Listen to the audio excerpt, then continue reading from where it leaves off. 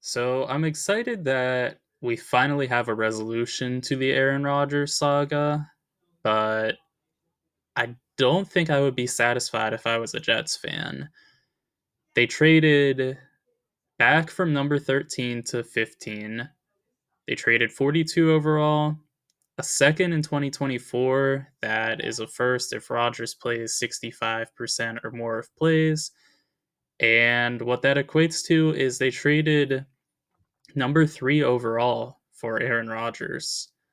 And I think that's a bit rich because this past season, yeah, the wide receiver play was very poor for Green Bay, but Rodgers' play was not great.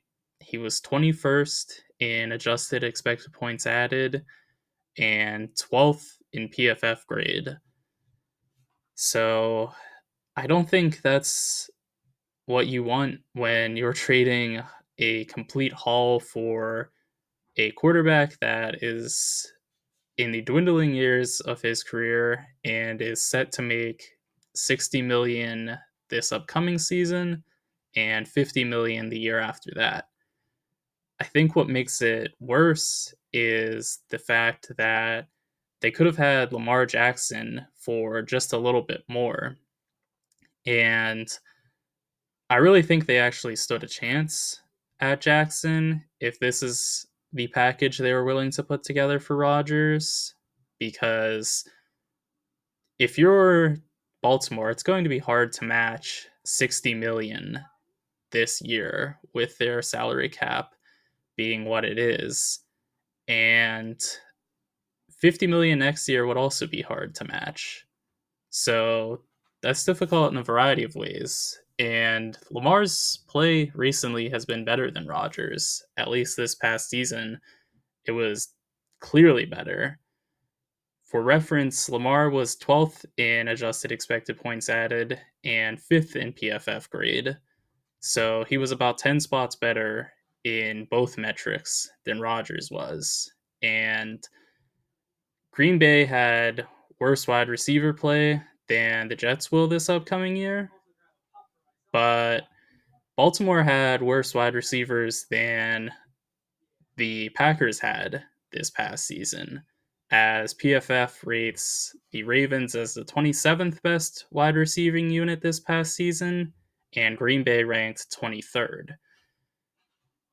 I just, I'm not so sure that this was the right move for the Jets, and I would still be nervous because they need their offensive line cleaned up for Rodgers to be able to play the way he wants to, where he extends plays for as long as he can and is not the quickest getting the ball out, but he does have, that quick throwing ability still, but he does like to process the field for an extended period of time, and the great offensive line in the Packers have allowed him to do that.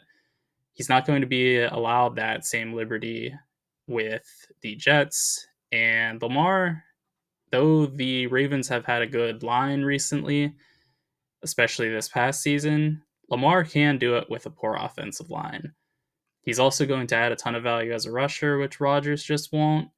So I'm a little bit confused for this move. I think the Jets may have locked in too much to Rodgers being their guy, and that led to them ultimately getting a deal done that wasn't very favorable for them.